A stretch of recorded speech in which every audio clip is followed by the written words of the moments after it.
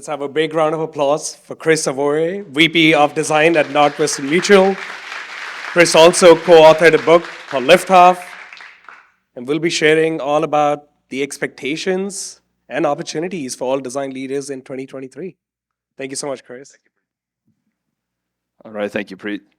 Also, too, thank you, ACO, for such a heartfelt and informative presentation. Bringing that perspective, I think, is super important at venues like this for us to hear from perspectives that maybe we don't always think about enough. So thank you. So this talk is going to be a lot different. For one, the good news is you all get fresh content. This is a talk that I have not delivered before. The bad news is that there might be hiccups.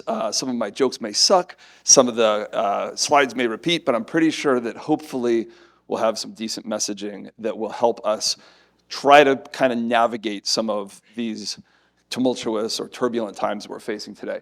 I do not want to look like a narcissist, as I have like my very tan photo here, and then I am going to have it again because I didn't realize that we were going to have all of these slides all pre-made here.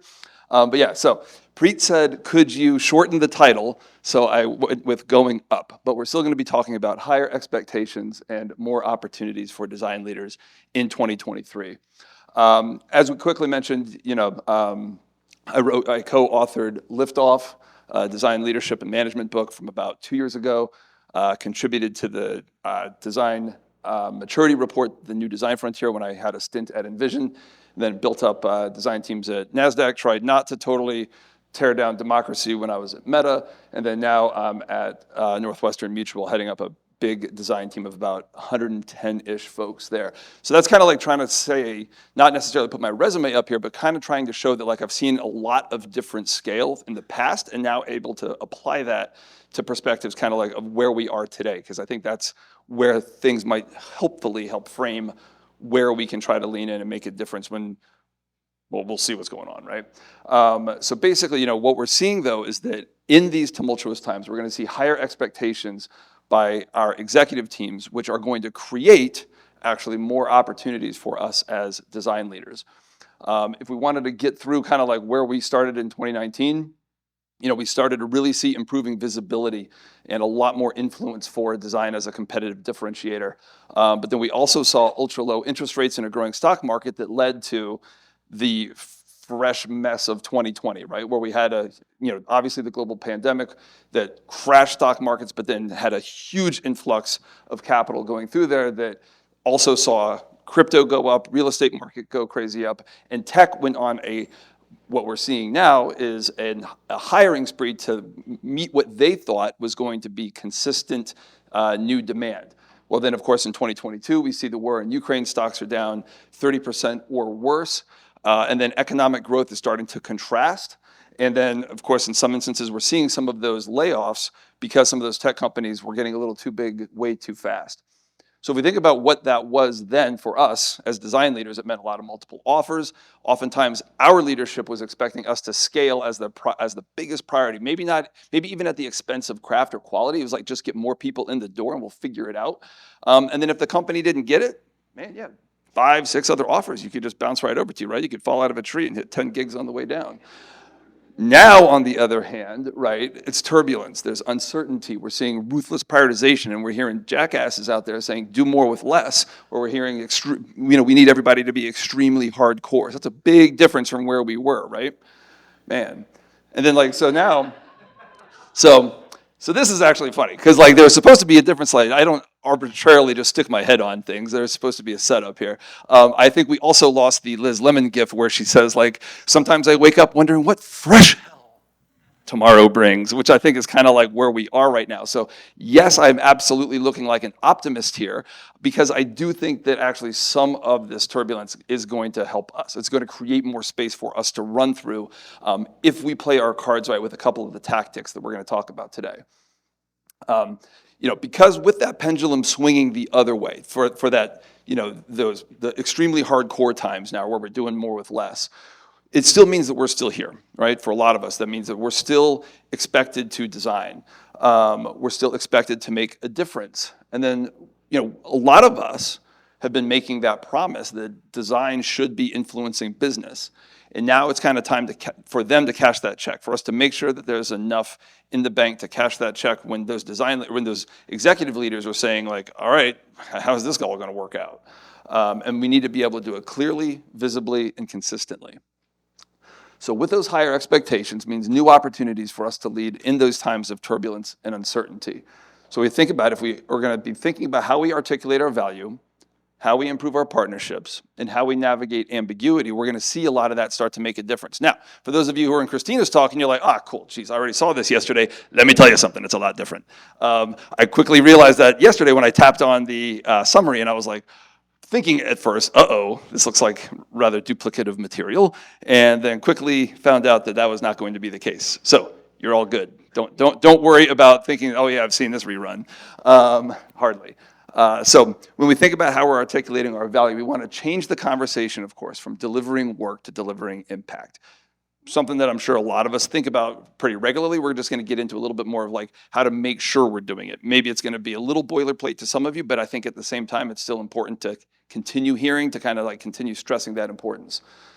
When we think about our partnerships, how can we change how we engage with our partners, peers, and stakeholders to be more effective, right? Again, we're going to think a little bit more about how we're showing up as partners and peers to make sure that folks understand what they're supposed to get out of us.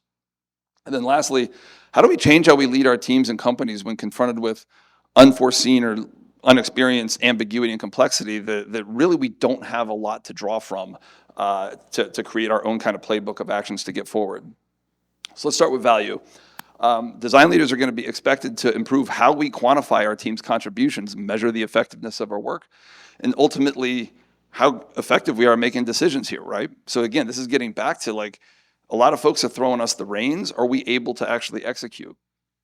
But still, I think we're seeing a lot of designers and design leaders cite activities as their accomplishments instead of the actual value that those activities are yielding. We'll see things like we did our first design studio with the C-suite, or engineers are starting to attend usability testing, or we're starting to rethink our hiring process. All of those are great, right? But you still kind of end up like with, well, so what? What difference does that make? And instead, what we want to start showing is how that activity is unlocking impact that would not have been possible, right? We're looking for causal ties here that would not be achieved without that activity, and also to show where it's like how that and to show like how it's also unlocking more value for your partners as well. So if we think about it, kind of like the default way, the way a lot of folks work today is like, we completed 3 design studio workshops last quarter. This sounds like something you might see in like maybe a performance review or an annual review or some type of look back. Then it might get a little bit better if you said, well, it's better because we actually did it with engineering and senior stakeholders. You're like, cool, that's better, But then what you're starting to get a little bit better at is if you said, well, it led to a 30% faster launch than planned because we're now more tightly aligned. We're not having to keep going back to relitigate features or relitigate functionality and stuff.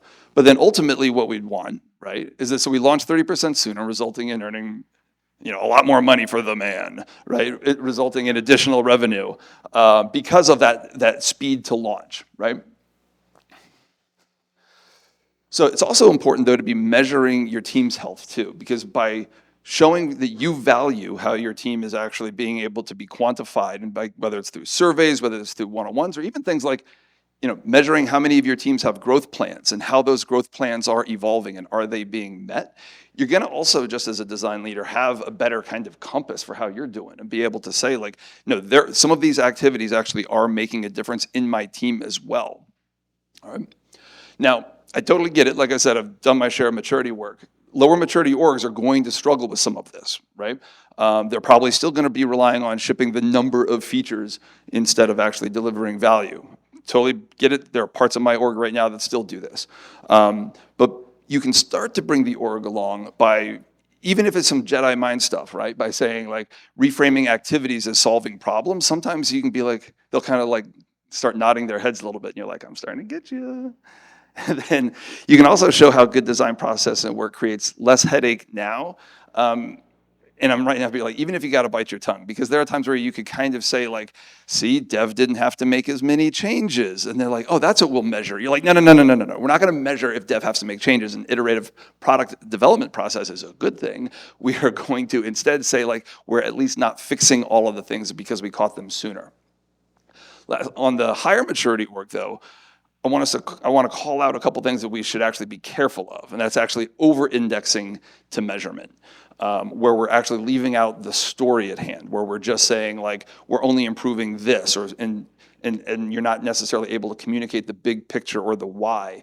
Also, too, it's important to make sure that we're not trying to game the system and try to like create short-term metrics punch that could actually create downstream or second or third order negative consequences because you're trying to get that quick burst of measurable impact at the expense of the vision. So by more effectively framing how we talk about our impact, we should be seen as basically communicating. We should be seen as fluent in trying to speak the language of our peers and partners. So let's get into these partnerships then. In mature product development cultures, our partners are basically going to be expecting us to uphold our end of our promise to be strategic partners who are contributing and actively driving the business forward. However, in some of those lower maturity orgs, there's probably going to be less trust, right? We're probably still going to have to be trying to bring them along, again, quantifying where our successes are so that they're seeing that this is actually like something that's legit.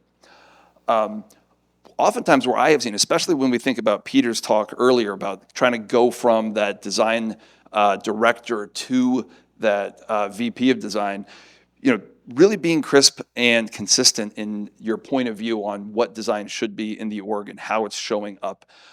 Oftentimes, a lot of leaders may not necessarily know still what design is or when to involve you or how to bring you in, and that's a real big Achilles heel if you're not able to be that crisp and repeatable and being able to deliver it in a variety of formats. Like one walking deck or one sizzle reel is probably not going to be enough. You're probably going to have to continue altering your message depending on who the heck you're talking to. Also, this is something that Bob kind of referred to yesterday around, doing what you do well.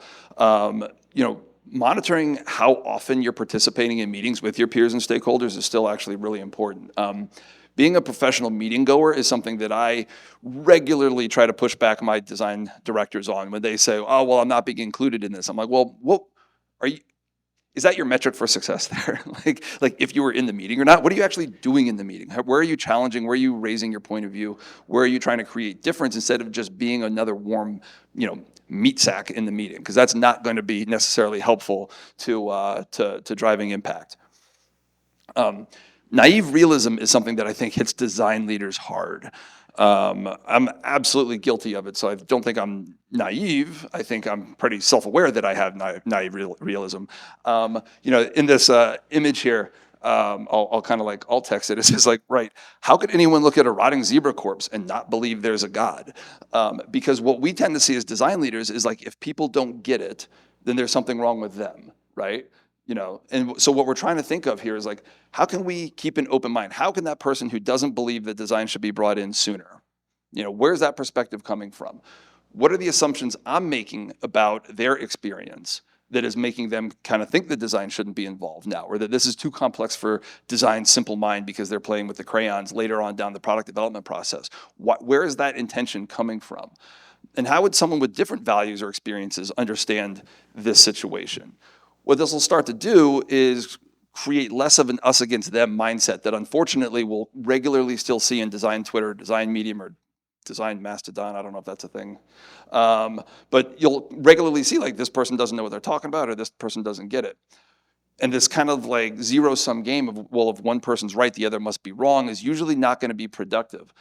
And also, too, this is a big one. Don't idealize a perfect relationship that may not be possible. That's especially true if you are finding yourself in some of those lower maturity environments, right? Because those folks aren't going to be in a position to even understand what a high mature product development environment or culture would look like. So how can they show up to participate like that? You kind of have to meet those folks where they are and kind of like start pushing that rock uphill about actually creating more of a culture change instead of just trying to say like, well, they don't get it, so they're an idiot.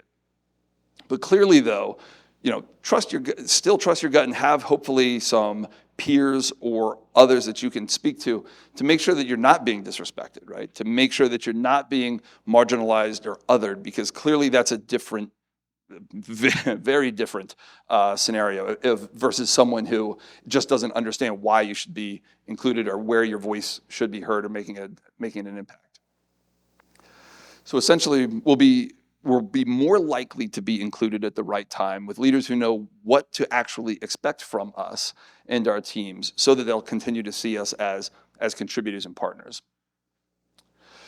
So now let's get into ambiguity. I intentionally saved this one for last. Design leaders are going to be expected to embrace ambiguity by making decisions with fewer facts, less guidance or direction by our executive team, and with less certainty of what the journey should yield, if there's even an end to that journey anyway.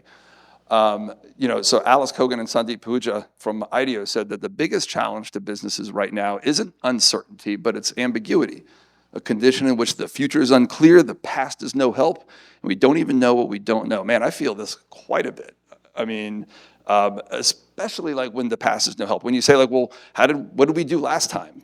Throw that out the window, man. Like kind of like we talked about. That was a different world in 2019 or 2020 when everything was just more and more and more scale. Now it's like, what are we actually trying to do here? It's also kind of similar. Like the feeling may be like if you're driving in a fog, or like driving at night where you don't really know where you are, especially, if you're not just staring at your phone, hopefully, because it's foggy out or it's nighttime. You're heading, you think, in the right direction. You're trying to kind of follow that one line at the bottom of the road to kind of say, like, I'm still heading there. I don't really know where I'm at, and I don't really know when I'm going to get there, but I'm still pretty sure that I'm still going there. That's kind of like what I think ambiguity is relatively akin to. If we think about it, how it feels in our work, it's probably questions like, do we all know where to start on this project? Like, we've heard about the project. Do we know where we're actually going to dive into it? Is my team organized in the most effective structure to deliver work? That's probably something a lot of those like design directors and VPs often feel. Like, do I need to realign? Do I need to readjust? Do I need to reorganize my teams because of other changes that the business may or may not be planning that I may not necessarily know about? Do we all agree on what good looks like or what done looks like at the end? Are we even sure that this is the right thing to do? Then you could even get extra meta and say, like, do we all even believe the same degree of value? Do our teams all hold a shared sense of purpose working on this? And that type of ambiguity can really start to develop into anxiety if you're not careful. That's where we try to start getting more into like experimentation. I think we've also heard a little bit of this throughout some of the talks of the last 36 hours. Because what experimentation does is give us a little bit of confidence to make decisions where we may not have all of the information that we necessarily would like or would need. Here's a simple framework that is 100% tailored to being able to develop like a product development experiment. If we need to know if this feature is going to yield this type of action or something like that. But you could also, though, reframe this a lot of the ways with your own design leaders. If you could say, like, am I organized the right way? Well, how would I know if I'm not? Or how would I know that there is something better? You could even frame it with an individual. You could say, is this other design leader as fulfilled as they could be? Well, I could try to create this type of condition that they could react to and then see the types of outcomes. If it's from this type of threshold, it's probably a failure. If it's above this type of threshold, I can retweak. Oftentimes where we have seen this is that there are people, when faced with ambiguity, that come to a complete halt, right? They go into exclusively research mode, where they are trying to find more information, more data, more signal to give them confidence to take that first step. And then likewise, there's also people who dive right into action. And then that creates a lot of extra risk as well, because they may not be considering those aforementioned second or third order consequences, because they're just trying to take one step and go all in and then figure it out later. Oftentimes what we want to do is try to figure out how to take a more deliberate action, right? So we may need to slow that deliberate action down when we need time to think, or when everyone's talking past each other, or when you feel like you want to speed up. But likewise, you may need to actually accelerate if you're feeling that your idea is still too half-baked, it's still new. That's a great time to actually start getting those ideas in front of each other, or starting to try to see if you can get signal from it.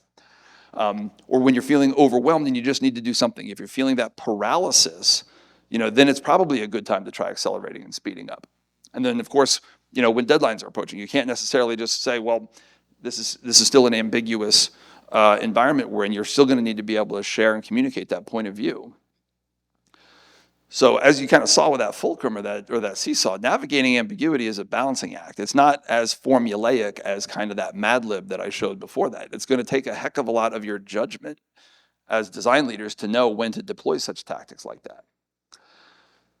As design leaders too, it's also important that we try to bring our teams along to handle some of that ambiguity so that you're not creating undue anxiety in your teams, right? A strong focus on communication, but making sure that it's tuned to that specific audience, right? Like you can't necessarily go to a mid-career designer who's never, faced something like these conditions today and say, well, we don't really know where the funding for your position is going to come from in 3 months. Maybe we'll find out next week, because they're going to think no funding, no job, right? So this is a situation where like you can't necessarily say that to your frontline teams, but you probably could say something to the degree of where prior positive outcomes you've said, well, funding isn't usually going to come around until end date, but oftentimes that's not what is keeping you here, right? The funding is just for the projects. You're a human, don't necessarily worry about it as much. Not trying to like sugarcoat anything. You're not lying, but you're just making sure that you're delivering relevant information at that right kind of degree of understanding there. Also too, at times of ambiguity, it could be a great time to broaden scope for some of your leaders to be able to like map some of those stretch goals to like treat it like an experiment to see if they are ready for that next level, because to see how they thrive in some of this ambiguity as well. But then still, also just because times are ambiguous or times are turbulent doesn't mean we as design leaders can now just like let it all go, right? We still can't just revert back to biases or enable toxic behavior because shit's rough outside, right? That's still not okay. I saw something ridiculous on LinkedIn a couple days ago where someone was like, well, because of needing to hire a lot more practitioners now instead of design leaders, I'm not going to be able to hire as like ethically as I should be. I was like, what? Like that makes, and like, dude actually said that. Like, I was like, anyway, I was surprised that he said the quiet part out loud. But it's crystal clear though that in these types of times that's still not okay, right? We've made a hell of a lot of progress over the last number of years. Let's not roll it back just because there's times of uncertainty. Moving the finish line, ignoring timelines and boundaries, that type of ambiguity we can control. Right? And we can use our communication to say, like, the timelines have to change because of this. Don't just say, whoops, sorry, like, actually, we have to deliver it a week sooner. That's not going to occur. That's going to, create that burnout that a lot of us are still trying to prevent. So ultimately, by negotiating this balancing act of experimentation, considering multiple paths, being able to articulate the trade-offs that we're starting to see through these experiments, we'll be able to have more confidence and conviction in some of our recommendations, which should help our partners better understand what the heck it is we're trying to do, and should also start to yield more of that value to the organization that now we're ready to deliver on. So, essentially by creating that causal tie, we'll see a tighter link from what we're actually doing to how we're driving impact. So normally, trust me, folks, these were supposed to be bright. So we'll get that fixed in there. Essentially, basically trying to button up a handful of those. And then I think there's a couple other slides that were missed there too about what to do tomorrow. Basically, where you could start now is just taking an audit of where those partnerships are, trying to take an audit of how you're talking about your impact today, and then in like 6 months, how have 2 halves changed your world? Are you able to run, even if it's not like a full-on like Bunsen burner and beaker experiment in your product development process, are you able to try to create a situation where there could be some type of action or reaction and judge it and move on? And then in a year from now, how has that worked, right? You should have enough runway then after a year to look back and say like, yes, there are causal ties of things that we're doing differently in 2023 that are actually creating either more stability in my team, a better overall feeling of health in my team, and then of course greater business impact too. All right, so now we'll do the Q&A. Awesome. Thank you, Chris. That was another like a masterclass plus learnings from a book packed into a TED Talk. So thank you so much for that. Do we have questions for Chris? We have time for about 3 questions. I'll also be facilitating the roundtables this afternoon too. So. Yes. Do we have questions? Oh, I do. I have the mic, so I guess I'll ask the question. First up, I just want to say thank you and hallelujah, because I've been trying to preach this in my current position so much, but I'm just wondering. That's first talk jitters right there. Yeah, you talk about the low maturity and the high maturity. If folks are still in the low maturity, do you still need to do that groundwork before you can start articulating some of that value? Because I find you kind of need to get that trust. I'm wondering if it's a linear process or can it be a little bit? Yeah, elevating maturity is actually pretty analogous to human maturity, right? Like you could be doing something at 13 that is ready for adulthood, and then turn around and like laugh at the same type of stupid jokes that you would before then. I think it's kind of similar, where it's generally a linear path, but there's going to be regressions, and so oftentimes when I think of how to work on elevating that maturity, that's where you start getting into culture change, right? It's straight up have a shared vision of what higher maturity looks like and why it's good for the business. Then you start getting into like, how are we held back? Because when we're at lower maturity, like this is what we are not able to do because we're not doing this stuff the right way. That's tremendously helpful. Show how they are a piece to achieving that vision so that they actually see themselves in that story as an active participant and contributor. And then bring in the work along the way where you can start to say like, hey, listen, I know you just need this thing done, but if we do it this way, let's try it as a pretty safe pilot with some constraints and some guardrails, so that I'm not telling you to bet the farm. I'm not trying to like bet the company on trying to do design the right way, but having it be a safe place to do that and see if you can then start getting champions, other folks who have worked somewhere else who have seen it succeed or thrive, and then getting them on board. I stole the mic.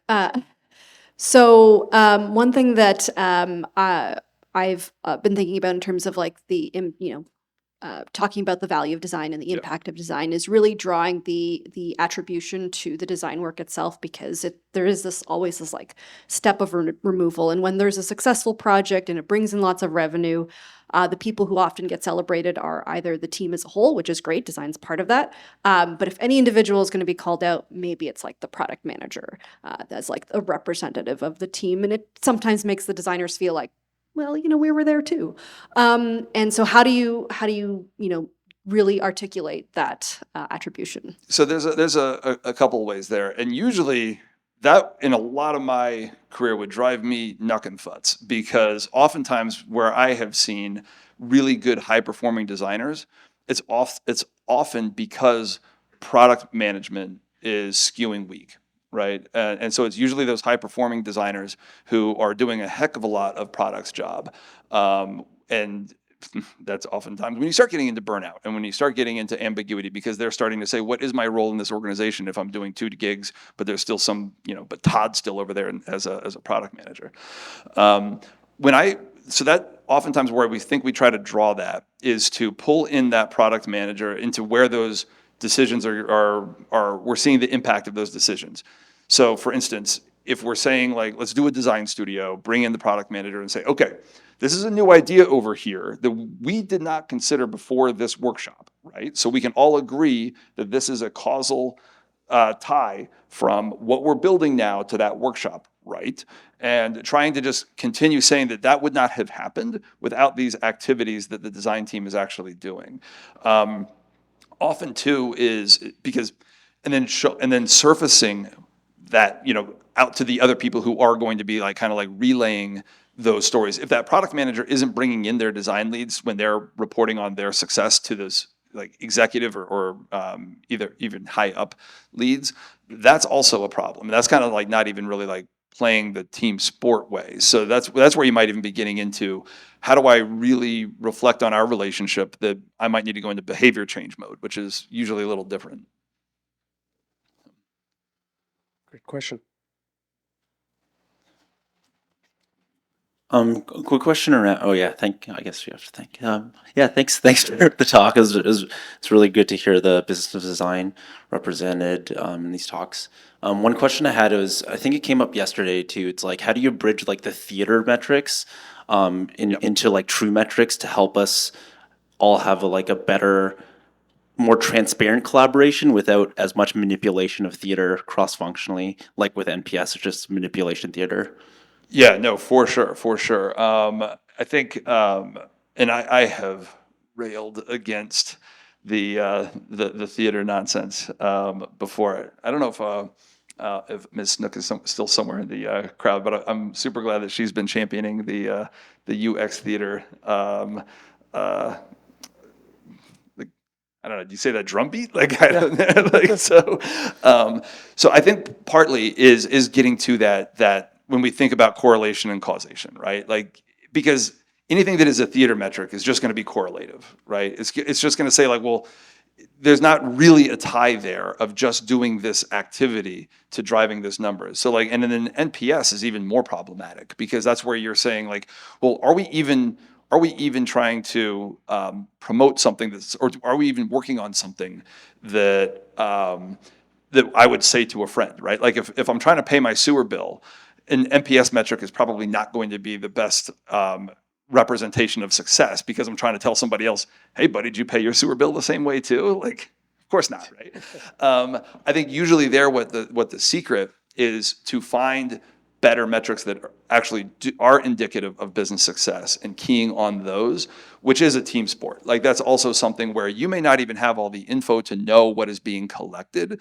The good news there is that would turn into a highly collaborative effort at the strategic level of you working with, probably either peers or plus ones to really work on what those metrics are going to be that aren't going to be theater related. And you'll probably look like a lot, like that will probably really increase your own influence and visibility too. So basically getting those folks on board who would have that would be probably a pretty good exercise for you to do instead of just saying like, well, we can't find the good metric, so I guess there isn't one there. I guess we'll stick with NPS. That's great. Thanks. Thank you. Let's have a big round of applause for Chris. Awesome. Thank you. Actually, so can I take one more? Idea? Absolutely. Awesome. So I was about to. A question was raised for when Peter was up here, and then I was about to turn into like middle-aged white guy where I say, well, it's not really a question, it's a comment, but now I have the mic, so I can do that. Yeah. So when people are asking about how to get some of those business skills, and we were talking about MBAs, and we were talking about like a lot of training, to that end that Peter and Christina were saying is that it's not all that hard. But at the same time, it's also very, very tailored to your organization too. So if you can, also look for rotations or trying to find a mentor in your org who is doing some of that work so you can get kind of that curtain peeled back a little bit, because that's a hell of a lot cheaper than an MBA. It's a lot less time on Zoom if you're taking an online class, and you'll probably just learn enough of what you need to really start shifting more of your value broadly. More so, it won't certainly be as deep knowledge as if you got an MBA, but finding out like how someone else in the org who is doing that, I think is often not always recognized. We always resort fast to looking external.